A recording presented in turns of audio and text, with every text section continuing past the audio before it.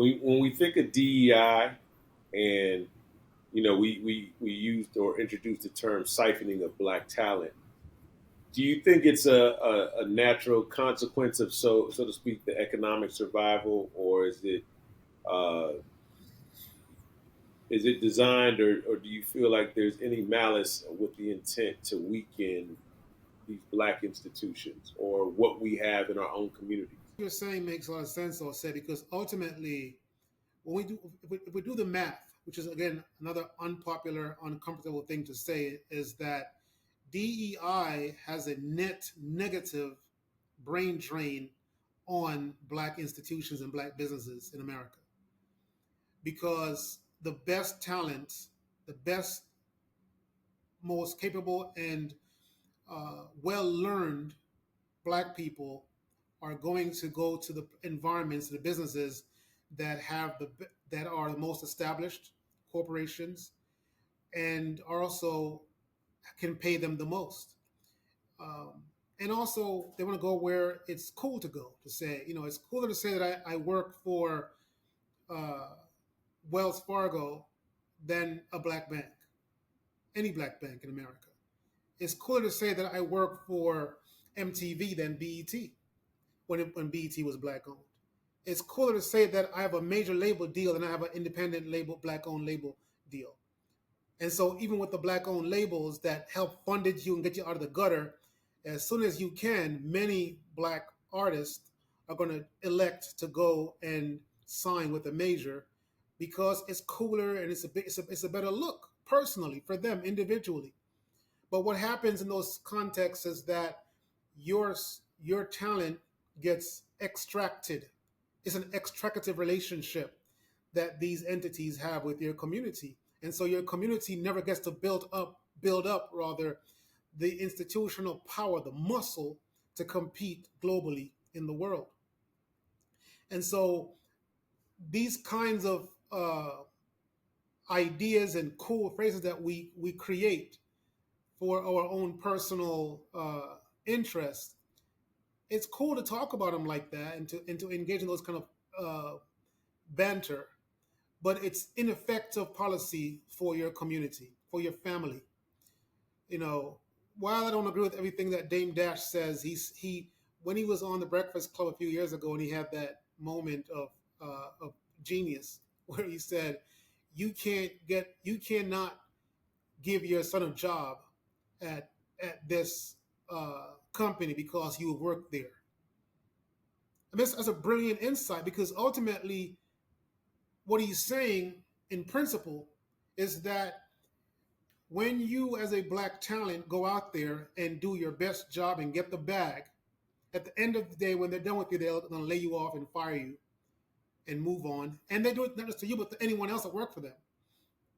But the problem is that there's an additional layer. The additional layer is that because you don't have any leverage beyond an employee-employer relationship, you can't have your community benefit from that. Not even your family, your kids, your spouse can't go and say, "Well, my husband worked here, and therefore I'm going to be able to show up and work here as well, or get a job, or even have my products or services or my content distributed here." You can't say that. My dad used to work for an engineering company. I can't go tell him, "Hey, my dad worked here, so give me a job."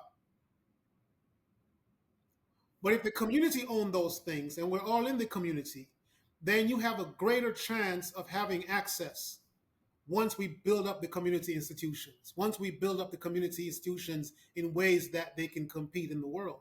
And so my main point here is that we have to be increasingly mindful of who we are, that we are a distinct people in these spaces that we're operating in socially, that we're a distinct group.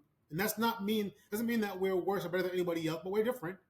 And that those differences require us to have some different interests above and beyond what the mainstream interests are. And because of that, we have to make certain sacrifices as individual members of our communities that other people may not have to make now because they may have made it before. They may have made it a long time ago, right? We talk about race, and race is important to us because we have been denied access on the basis of race. And the current world order has been organized on a race basis. The North Atlantic Treaty Organization wasn't created just on geography alone. It's defined by geography, but it's a racial informed geographical alliance. When we talk about how the network of capital flow of technology, of trade, when we talk about the policy agreements that nations have to enter into, when we talk about where capital flows into communities in America and where it doesn't, we're talking about racial networks of business, of capital flow. And this isn't necessarily a bad thing if we are willing to be intelligent and respect the fact that this is how it works. And how do we then form networks?